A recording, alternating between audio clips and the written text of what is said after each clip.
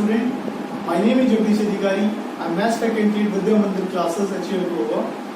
Dear student, as we know that our syllabus is completed timely, what we are going to do now, we are going to revise each and every chapter. Starting the chapter number 1, algebraic expression. So I have sent the DPP sheet of algebraic expression to you. So here is the solution of the sheet. Question number 1.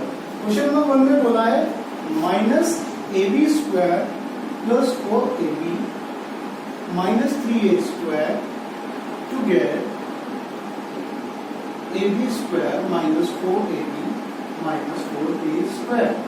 मतलब इसमें इस value में मैं क्या add करूं कि ये value आ जाए. लाइक 8 में मैं क्या ऐड करूं कि 10 आ जाए, है ना. तो ऐसे ही है कुछ कि इसको बहुत नॉर्मल तरीके से समझते हैं. जैसे जनरली हमसे अब कोई पूछता है कि 8 में मैं क्या ऐड करूं कि 10 आ जाए, तो आप बोलोगे 2 रुपए. अब ये 2 रुपए कैसे निकल के आया, यही 2 कैसे निकल के आया. तो 10 में से हमने जब 8 को माइनस किया तभी तो 2 निकल के आया. आपसे कोई पूछता है 8 में क्या ऐड करूं 10 आ जाए, तो आप बोलोगे 2 ऐड कर दीजिए. तो ये 2 कैसे आया, जब हम 10 में से 8 को सब्ट्रैक्ट कर रहे हैं तभी तो आया. तो हमको यहाँ भी यही करना है. इसने बोला कि इसमें मैं क्या ऐड करूं कि वो आ जाए, तो उसमें से इसको सब्ट्रैक्ट कर दो. ठीक है. तो जो पीछे की तरफ वैल्यू लिखी हुई है उसको हमको आगे लिखना है. जैसे यहाँ पे 10 को आगे लिखा था. ठीक. और उसके बाद सब्ट्रैक्ट का साइन लगाना है. और सब्ट्रैक्ट के बाद मैंने आपको बताया है जो भी वैल्यू होती है उसको हम लिखते हैं ब्रैकेट के अंदर. मतलब सब्ट्रैक्ट के बाद अगर हमें कोई भी नंबर या वैल्यू लिखनी है उस पूरे को हमें ब्रैकेट के अंदर लिखना है. अगर हमने ऐसा नहीं किया तो ये हमारा गलत हो जाएगा. कैसे गलत हो जाएगा वो मैं अभी आपको बताता हूँ. पहले हम इस क्वेश्चन को सॉल्व कर लेते हैं. जैसे इसकी मैंने अंदर मल्टीप्लाई करनी है तो माइनस माइनस हो गया plus, minus minus plus, minus plus minus, minus minus plus. अब ये आ गया हमारे पास मल्टीप्लाई करने के बाद. Next thing what we are going to do कि हमको जो लाइक टर्म्स है ना, लाइक टर्म्स क्या होती है जिनके पीछे वेरिएबल सेम होता है. वेरिएबल सेम मतलब एग्जैक्टली सेम. एग्जैक्टली सेम कौन कौन से, जैसे AB स्क्वायर और AB स्क्वायर. यहाँ पे AB है और इसके पीछे भी AB है. ठीक है. इसमें थोड़ा सा करेक्शन ठीक है. इसके पीछे भी AB है. लाइक इसके पीछे A स्क्वायर है और इसके पीछे भी A स्क्वायर है. मतलब वेरिएबल सेम होना चाहिए. वेरिएबल्स आपको पता है ना, अल्फाबेट. तो दैट इज वेरिएबल जिनकी वैल्यू फिक्स ना हो. ठीक. तो इनकी वैल्यू फिक्स नहीं होती, एक की वैल्यू डिफरेंट डिफरेंट आती है डिफरेंट डिफरेंट क्वेश्चंस के लिए. तो इनको इसलिए हम वेरिएबल बोलते हैं. तो हमें क्या करना है, जो सिमिलर वेरिएबल्स हैं मतलब लाइक वेरिएबल्स हैं उनको साथ में लाना है.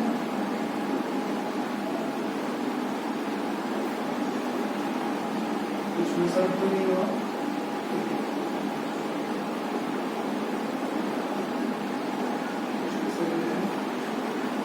क्वेश्चन में क्या कर सकते हैं.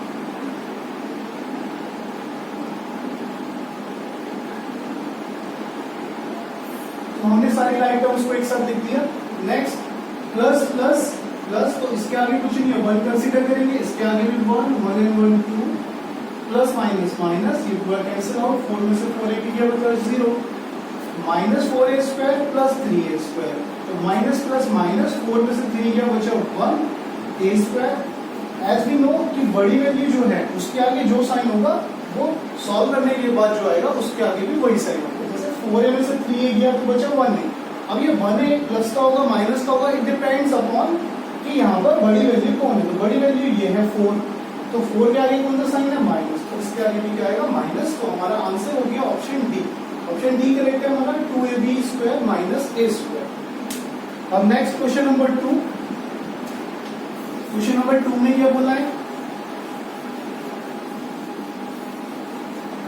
क्वेश्चन नंबर 2 में बोला what should be subtracted minus 8y to the power 5 plus 8y plus 28 में से क्या सब्ट्रैक्ट करें ताकि हमको 5y प्लस 1 मिल जाए. इसमें से क्या सब्ट्रैक्ट करूं कि वो आ जाए. लाइक 10 में से कितना माइनस करूं, 6 आ जाए. तो 10 में से सीधा 6 को माइनस कर दो, उनको पता चल जाएगा वो वैल्यू क्या होगी, है ना. आपसे पूछे किसी ने कि 10 में से कितना माइनस करो 6 आ जाए. अब बोलोगे 4 माइनस करो, तो ये 4 कैसा आया, 4 जब हमने 10 में से 6 को माइनस किया तभी तो 4 आया, है ना। तो यहाँ भी हम क्वेश्चन में ये कर देते हैं, कोई पूछता है कि इसमें से क्या सब्ट्रैक्ट करूँ कि वो आ जाए, तो इसमें से उसी को सब्ट्रैक्ट कर दो, पता चल जाएगा हमें वो एग्जैक्ट वैल्यू। ठीक है, तो फर्स्ट वैल्यू हमको लिखनी है, देन सेकेंड वैल्यू लिखनी है, बट बिफोर इट हमको उसमें माइनस का साइन लगाना है, और माइनस के साइन के बाद सारी वैल्यू को ब्रैकेट में लिखते हैं। ठीक है, अब मैं ना दो काम एक साथ करूंगा, एक तो अंदर माइनस की मल्टीप्लाई भी करूंगा, लाइक टर्म्स को साथ में लिखूंगा। जैसे ये मेरे को दिख रही है लाइक टर्म्स है, तो मैं पहले माइनस की मल्टीप्लाई करता हूँ, माइनस प्लस माइनस, अब ये 5y माइनस का आएगा, इसको मैं इसके साथ ही लिख देता हूँ directly, plus 28 and minus 1 plus minus 1।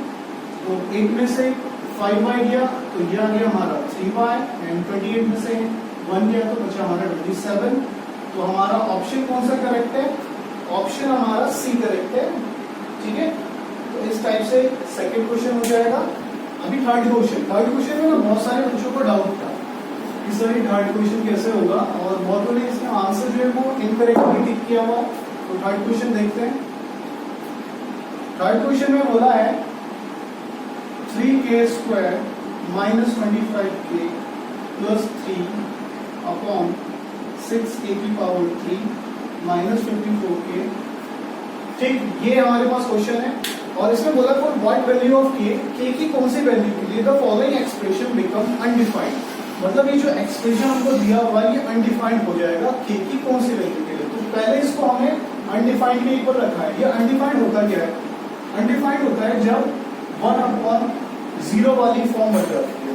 ठीक है, तो उसी को हम कहते हैं अनडिफाइंड। तो इसने बोला है k की कौन सी वैल्यू के लिए ये पूरा एक्सप्रेशन अनडिफाइंड हो जाएगा, मतलब 1/0 के इक्वल हो जाएगा। तो 1/0 के इक्वल हो जाएगा, हमने इसको रख लिया। अभी नेक्स्ट थिंग हमको करनी है क्रॉस मल्टीप्लाई, इसकी इससे। तो जब 0 की इस पूरे के साथ हुई तो ये पूरा 0 हो जाएगा, और इस पूरे की इसके साथ होगी तो ये एज इट इज आ जाएगा, क्योंकि 1 के साथ तो मल्टीप्लाई करने पे एज इट इज वैल्यू आ जाती है, 0 के साथ मल्टीप्लाई करने पे ये हो गया खत्म। ठीक, अभी हमें इन दोनों में दिख रहा है कॉमन, क्या? 6 और k। ठीक, अब जैसे ही कॉमन लिया, इससे इसको डिवाइड किया, 6 से 6 डिवाइड हुआ 1, k की पावर 3 और k की पावर 1, डिवाइड होने पे पावर हो जाती है सब्ट्रैक्ट। यहाँ पे कोई पावर नहीं तो 1 पावर कंसीडर करते हैं। 3 में से 1 गया, बचा 2।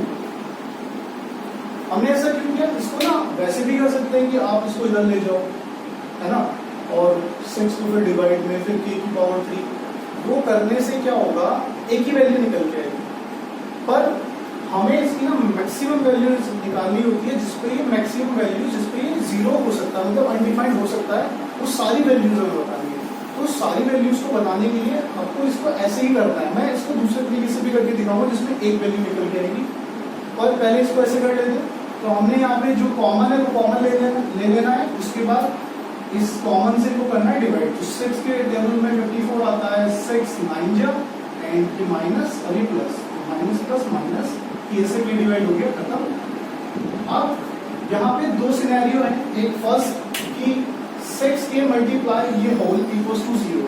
तो अगर दो नंबर की मल्टीप्लाई करने में 0 आ रहा है तो डेफिनेटली उनमें से वन नंबर तो कोई ना कोई एक नंबर 0 के इक्वल होगा। अभी मैं बोल रहा हूँ सपोज x और y मल्टीप्लाई 0 है, तो या तो x 0 के इक्वल होगा या y 0 के इक्वल होगा, तभी मल्टीप्लिकेशन 0 आएगा, अदरवाइज पॉसिबिलिटी नहीं। तो हमने भी यहाँ यही करना है, या तो ये 0 के इक्वल या ये 0 के इक्वल, तभी ये मल्टीप्लिकेशन 0 होगा। तो जैसे ही मैंने इसको 0 के इक्वल रखा तो यहाँ से k की वैल्यू आ गई 0, और यहाँ से k स्क्वायर आ जाएगा कि -9 इधर आके +9, और k का स्क्वायर हटेगा तो इस पे चढ़ेगा अंडररूट प्लस -9, और k की वैल्यू यहाँ से आ गई +-3, है ना। 9 का अंडररूट होता है 3, तो +-3। तो यहाँ पे देखो 3 वैल्यूज आ गई, 0 +3 -3। तो 3 वैल्यूज ऐसी होंगी जिस पे ये अनडिफाइंड होगा। अब आप चाहे तो इसको यहाँ पे रख के दे, तो जैसे मैंने यहाँ 0 रखा, ये भी 0, ये भी 0। अब किसी के भी नीचे का 0 बन जाता है, वो अनडिफाइंड हो जाता है, ठीक है।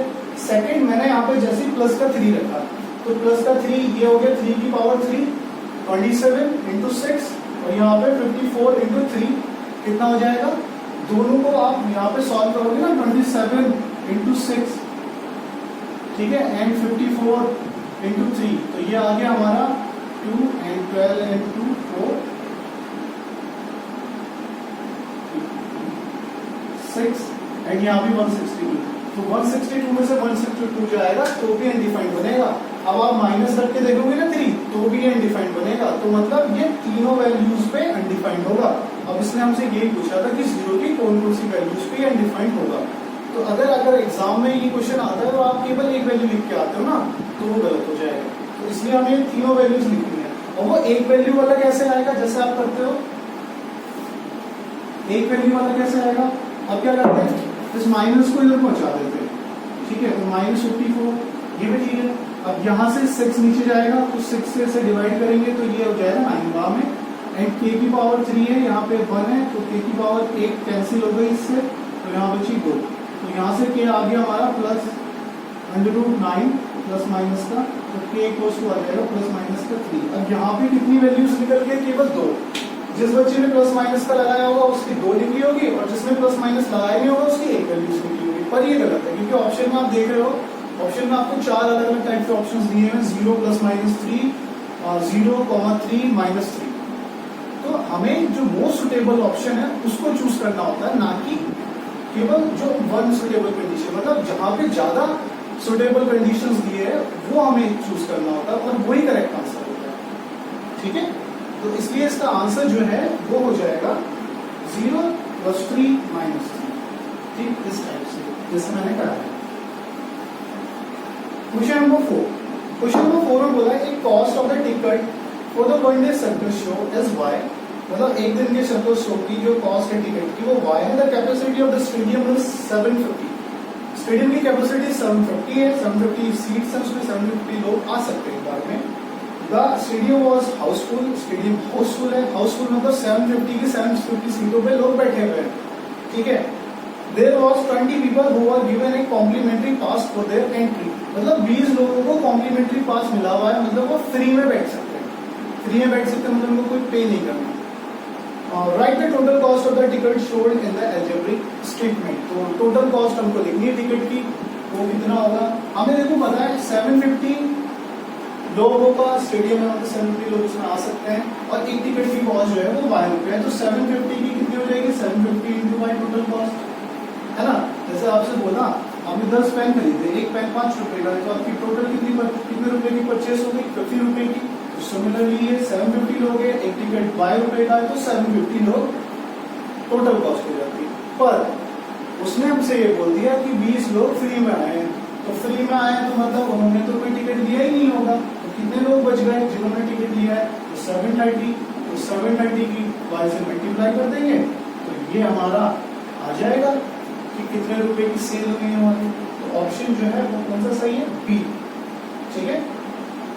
अब Sandhu sells oranges in the market, he open the shop with 18x + 30 oranges के साथ उसने दुकान खोली, एंड मॉर्निंग में उसने 6x + 6 ऑरेंजेस बेच दिए, तो जितने बेच दिए उनको माइनस करते जाने, फिर उसके बाद आफ्टरनून में 2x - 11 बेच दिए, एंड उसके बाद जो है इवनिंग में 10x - 7 बेच दिए।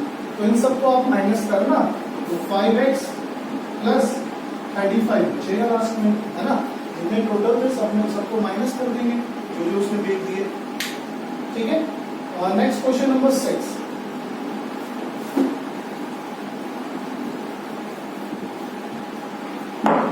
क्वेश्चन नंबर 6 में बोला है कि -2a² + 4ab -3b² from 3a² + ab - 2b², मतलब सब्ट्रैक्ट करना है, सब्ट्रैक्ट या फिर सब्ट्रैक्ट दिस फ्रॉम दिस। तो फ्रॉम के बाद जो वैल्यू लिखी होती है ना सब्ट्रैक्ट वाले में, उसको हमेशा आगे लिख दो, ठीक है। एंड जो आगे वैल्यू लिखी हुई है माइनस का साइन लगा के उसको लिख दो पूरे को ब्रैकेट के अंदर, ठीक है ना। जो फ्रॉम के बाद वैल्यू लिखी है उसको हम लिखेंगे आगे सब्ट्रैक्ट वाले कंडीशन में। ऐड होता तो किसी को भी आगे पीछे लिख दो, कोई फर्क नहीं पड़ता, पर सब्ट्रैक्ट वाले में जो फ्रॉम के बाद है उसको आगे, एंड जो फ्रॉम से पहले उसको बाद में सब्ट्रैक्ट का साइन लगा के। अब हमें करना वही है कि माइनस के अंदर मल्टीप्लाई करनी है, minus minus plus minus and minus minus plus. And इसके बाद हमको लाइक टर्म्स एक साथ लेनी है, लाइक टर्म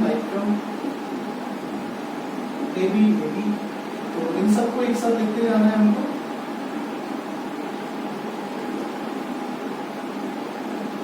ठीक है, तो ए स्क्वायर हो गया हमारा 5a² plus A B minus 4a, तो माइनस का 3ab minus plus minus 3ab में से अगर गया 2ab तो बचा 1b², क्योंकि प्लस की वैल्यू बड़ी है तो यहाँ पे प्लस का साइन।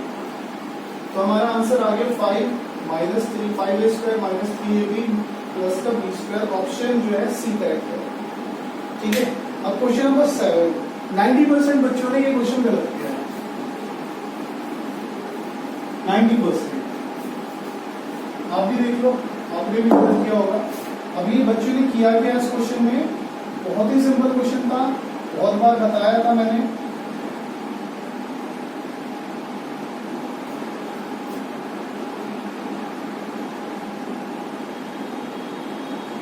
ये हमको एक्सप्रेशन दिया हुआ है और इसमें हमको डिग्री बतानी है। तो मैंने आपको बताया था बेटा, डिग्री जो होती है वो होती है highest power of variable, highest positive power.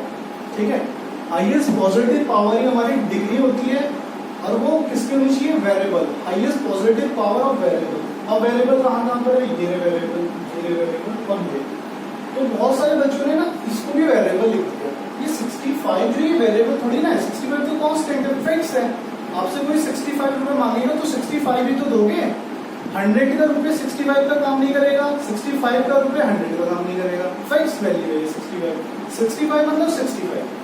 ठीक, तो हमको यहाँ पे वेरिएबल देखना था। वेरिएबल ये है, ये है, ये है। अब ये तो नेगेटिव हो गया, तो ये तो हमारे ऑप्शन से ही बाहर हो गया, क्योंकि नेगेटिव वेरिएबल पावर तो कभी भी बड़ी हो नहीं सकती पॉजिटिव वाले से। अब बचे ये दो। अब यहाँ पर मैं देखूंगा जो डिग्री है वो हो जाएगी 8 और इसका कुछ नहीं है पावर, तो 1। तो 8 और 1 9, यहाँ पर हो गई हमारी 1 प्लस 5 और इसकी पावर कुछ नहीं है 1, मतलब इसकी कुछ नहीं थी 1 और ये 5 और ये 1, तो ये हो गई हमारी टोटल 7।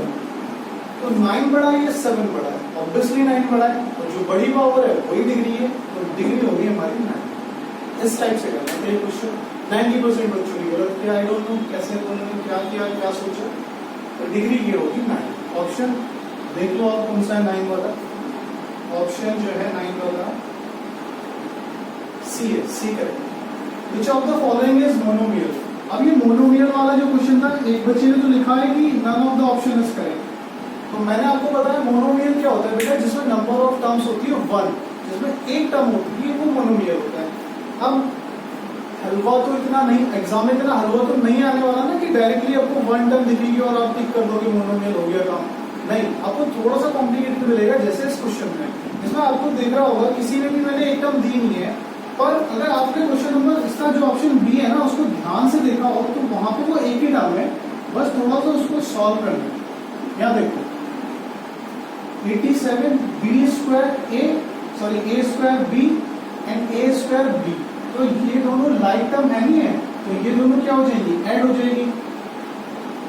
तो ऐड होने के बाद ये मोनोमियल हो जाएगा, और बाकी कोई सा भी ऑप्शन है ही नहीं जो ऐड हो।